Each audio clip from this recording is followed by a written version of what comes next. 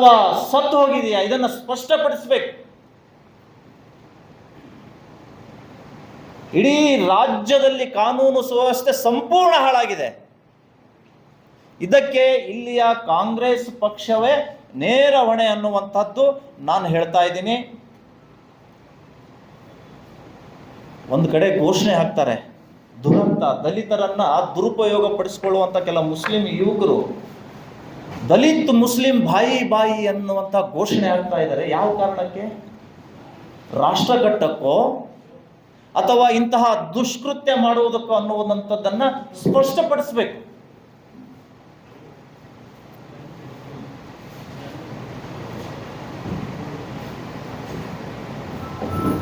Total ಆಗಿ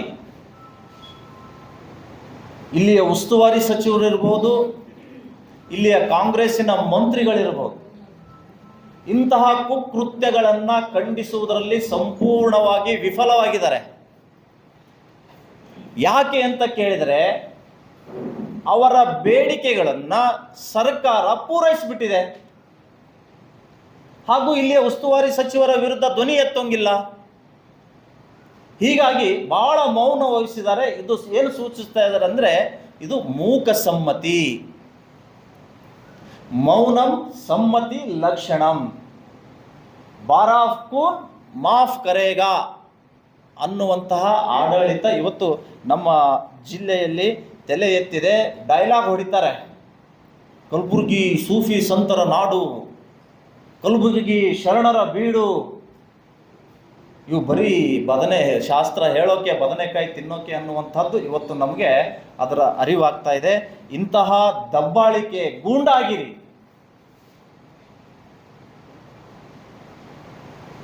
ತಡಿಬೇಕಾದಂಥ ಇಲ್ಲಿಯ police commissioner ಏನ್ ಮಾಡ್ತಾ ಇದ್ದೀರಿ ನೀವು?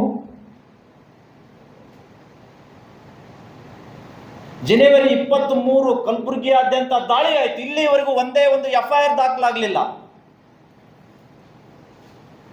ಘಟನೆ 4ನೇ ತಾರೀಕು ನಡೆದು 5ನೇ ತಾರೀಕು FIR ಆಗಿದೆ. ಅದನ್ನ ಮಾಧ್ಯಮಗಳಿಗೆ ತೋರಿಸದನೆ ಮುಚ್ಚಿಟ್ಟು ಇಲ್ಲಿಯ ಕಾಂಗ್ರೆಸ್ ಲೋಕಸಭಾ ಅಭ್ಯರ್ಥಿಗೆ ಅನುಕೂಲ ಆಗುವ ದೃಷ್ಟಿಯಲ್ಲಿ ಅವರು ಆ ವ್ಯಕ್ತಿಯನ್ನ ಮತ್ತು ಇಲ್ಲಿಯ ಉಸ್ತುವಾರಿ ಸಚಿವರನ್ನ ಮಾನ ಕಾಪಾಡುವಂಥ ಕೆಲಸ ಇವತ್ತು ಇಲ್ಲಿಯ ಪೊಲೀಸ್ ಕಮಿಷನರ್ ಮಾಡಿದ್ದಾರೆ. ಇಂತಹ ಉಸಿರುಗಟ್ಟಿದ ವಾತಾವರಣದಲ್ಲಿ ನಿಮಗೆ ಕೆಲಸ ಮಾಡಲಿಕ್ಕೆ ಆಗದೆ ಹೋದ್ರೆ ಇಲ್ಲಿಂದ ತೊಲಗಿ. ನೀವು ಬೇರೆ ಯಾರಾದರೂ ಅಧಿಕಾರಿಗಳು ಬಂದು ಇಲ್ಲಿ ಆಡಳಿತ ನಡೆಸ್ತಾರೆ. ರಾಜಕಾರಣಿಗಳ ಬಾಲಂಗೋಚಿಯಾಗಿ ಸಮಾಜದ ಹೆಣ್ಮಕ್ಕಳ ಮೇಲೆ, ಅಮಾಯಕರ ಮೇಲೆ ಐಸಿಸ್ ಮಾದರಿ ದಾಳಿ ಆಗ್ತಾ ಇದ್ರೂ ಕೂಡ ಮೌನ ಮುರಿಯೋದಿಲ್ಲ, ಕಣ್ಣೀರು ಸುರಿಸೋದಿಲ್ಲ ಅಂದ್ರೆ ಏನು ಅರ್ಥ ಇದು? ಒಟ್ಟಾರೆ ಈ ಎಲ್ಲ ಪ್ರಕರಣದ ಸೂತ್ರಧಾರಿ ರಮೇಶ್ ದೊಡ್ಡಮನಿ. ಈ ರಮೇಶ್ ದೊಡ್ಡಮನಿ ಹೆಣದಂತಹ ಬಲೆಯಲ್ಲಿ ಇವತ್ತು ಅರ್ಜುನ್ ಅನ್ನುವಂಥ ಅಮಾಯಕ ಯುವಕ ಸಿಲುಕಿ ನಲುಗಾಡ್ತಾ ಇದ್ದಾನೆ. ಆತನ ಮೇಲೆ ಅನೇಕ ಪ್ರಕರಣಗಳಿದೆ. ಲಾಂಗ್ ಡ್ರೈವ್ ಹಿಸ್ಟ್ರಿ ಅಂತಾರಲ್ಲ, ಲಾಂಗ್ ಡ್ರೈವ್ ಹಿಸ್ಟ್ರಿಯ ಸಂಚುಕೋರರು ಇವರೆಲ್ಲ. ಮೊನ್ನೆ ಪ್ರಿಯಾಂಕಾ ಖರ್ಗೆ ಅವರೇ ದೊಡ್ಡದಾಗಿ ನಮ್ಮ ಫೋಟೋಗಳನ್ನು ಇಟ್ಟು ತೋರಿಸ್ತಿದ್ರಿ ನೀವು ಮೀಡಿಯಾದಲ್ಲಿ. ನೋಡಿ, ಮಣಿಕಂಠ ರಾಠೋಡ್ ಜೊತೆ ಆಂದೋಲನ ಶ್ರೀಗಳಿದ್ದಾರೆ, ದಿವ್ಯಾ ಆಗ್ರಿಗೆ ಇದ್ದಾರೆ, ಇವರೆಲ್ಲ ಏನೇನು ಮಾಡ್ಬೇಕಂತ ಹೊರಟಿದ್ದಾರೆ, ದೊಡ್ಡ ದೊಡ್ಡದಾಗಿ ಪೋಸ್ಟರ್ ತೋರಿಸಿದ್ರಲ್ರಿ. ಇವತ್ತು ಈ ರಮೇಶ್ ದೊಡ್ಡಮನಿ ಲೋಕಸಭಾ ಕಾಂಗ್ರೆಸ್ಸಿನ ಅಭ್ಯರ್ಥಿ ಮಾನ್ಯ ಶ್ರೀ ರಾಧಾಕೃಷ್ಣ ಅವರ ಜೊತೆಗೆ ಫೋಟೋ ತೆಗೆಸ್ಕೊಂಡಿದಾರ್ರಿ. ಏನ್ ಮಾಡ್ತೀರಾ ಈ ವ್ಯಕ್ತಿಗೆ ನೀವು?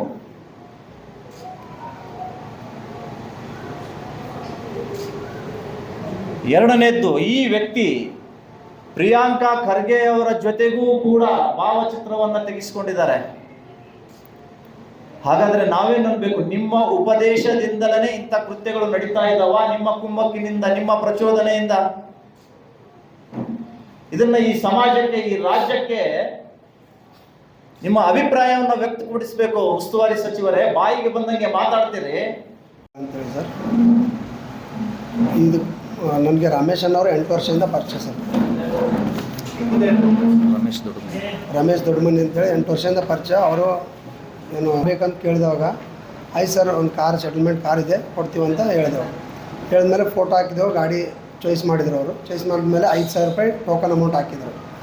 ಹಾಕಿದ್ಮೇಲೆ ನಾನಂದು ಅಡ್ರೆಸ್ ಕೊಡ್ತೀನಿ, ನೀವು ಹೋಗಿ ನೋಡ್ಕೊಂಡು ಬರೋದಂದ್ರೆ ಬೇಡ ಸರ್, ನೀವು ಬನ್ನಿ, ಕರ್ಕೊಂಡು ಹೋಗ್ತೀನಿ ಅಂತ ಹೇಳಿ.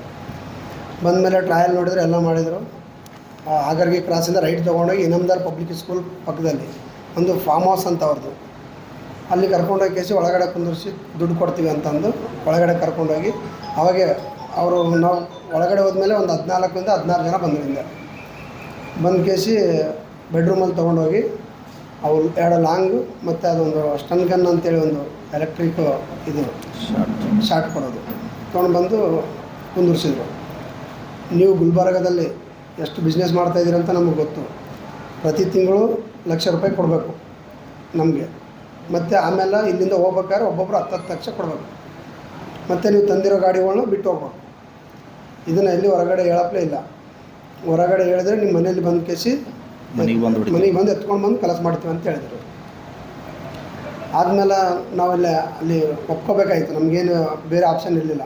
28 ತಾಸು ರೂಮ್ನಲ್ಲಿ ಹಾಕ್ಕೊಂಡು 18 ತಾಸು ಹೊಡೆದಾರೆ ಸರ್ ಕಂಟಿನ್ಯೂ,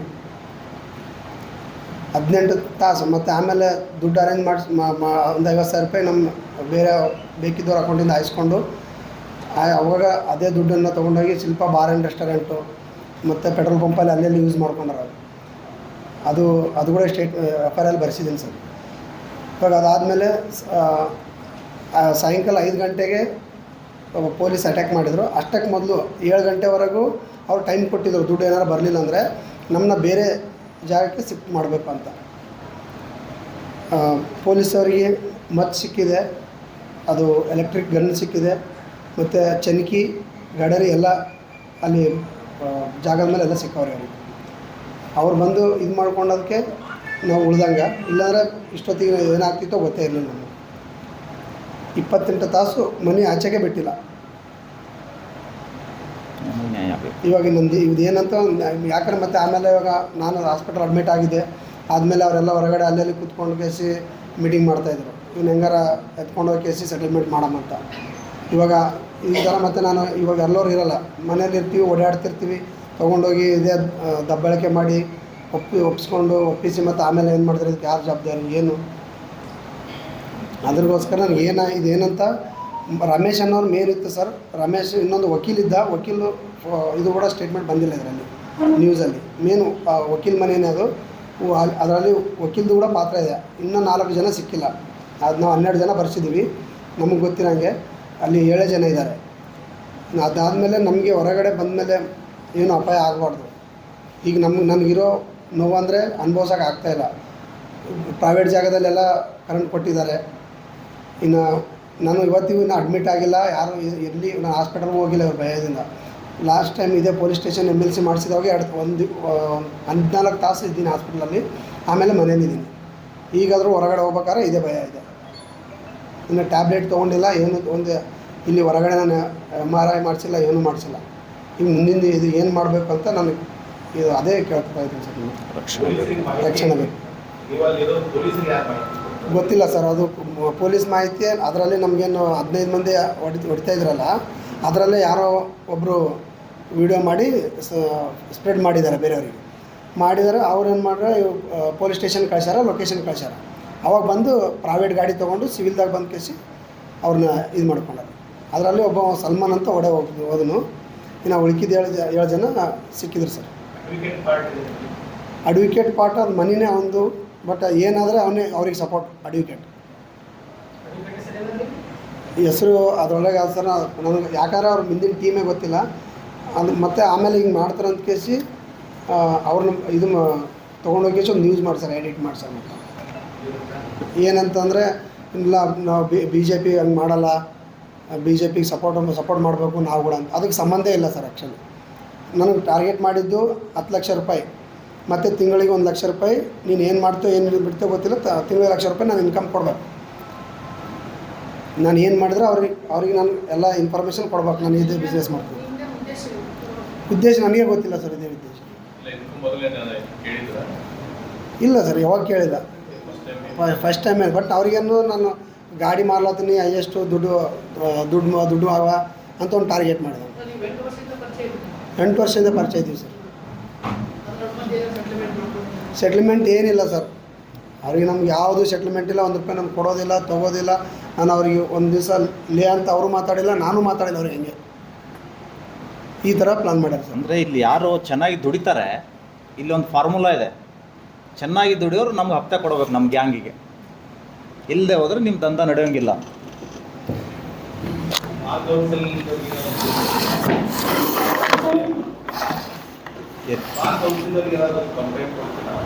ಹಾಂ, ಅಡ್ವೊಕೇಟ್ನ ವಕೀಲ ವೃತ್ತಿಯನ್ನು ರದ್ದಾಗುವಂತೆ ಆ ಸಮಾಜದವರು ನಾಳೆ ಬಾರ್ ಕೌನ್ಸಿಲ್ ಪ್ರೆಸಿಡೆಂಟ್ಗೆ ಮತ್ತು ಸ್ಟೇಟ್ ಪ್ರೆಸಿಡೆಂಟ್ಗೆ ಒಂದು ಮನವಿಯನ್ನು ಅವರು ಕೊಡೋರಿದ್ದಾರೆ. ಅವ್ರ ವೃತ್ತಿನೇ ರದ್ದಾಗಬೇಕು. ವಕೀಲರಂದರೆ ರಕ್ಷಣೆ ಮಾಡುವಂಥವ್ರು, ಅವರೇ ಇಂತಹ ಕೆಟ್ಟ ಕೃತ್ಯಕ್ಕೆ ಇಳಿದ್ರೆ ಸಮಾಜ ಇದನ್ನು ಒಪ್ಪೋದಿಲ್ಲ. ಹೀಗಾಗಿ ಇಲ್ಲಿ ಏನಾಗಿದೆ ಅಂದರೆ, ಕೆಲ ಸಂಘಟನೆಗಳದ್ದು ಯಾರಾದರೂ ಚೆನ್ನಾಗಿ ದುಡಿತಿದ್ರೆ, ಸಂಪಾದನೆ ಮಾಡ್ತಾ ಇದ್ದರೆ, ಅದು ಈ ಕೆಲ ಸಂಘಟನೆಯವರ ಕಣ್ಣಿಗೆ ಬಿದ್ದರೆ ಅವರು ಇವರಿಗೆ ಹಪ್ತ ಕೊಡುವಂತಹದ್ದು ಒಂದು ಅಸಂವಿಧಾನಿಕ ನಿಯಮ ನಮ್ಮ ಕಲಬುರಗಿ ಜಿಲ್ಲೆಯಲ್ಲಿದೆ.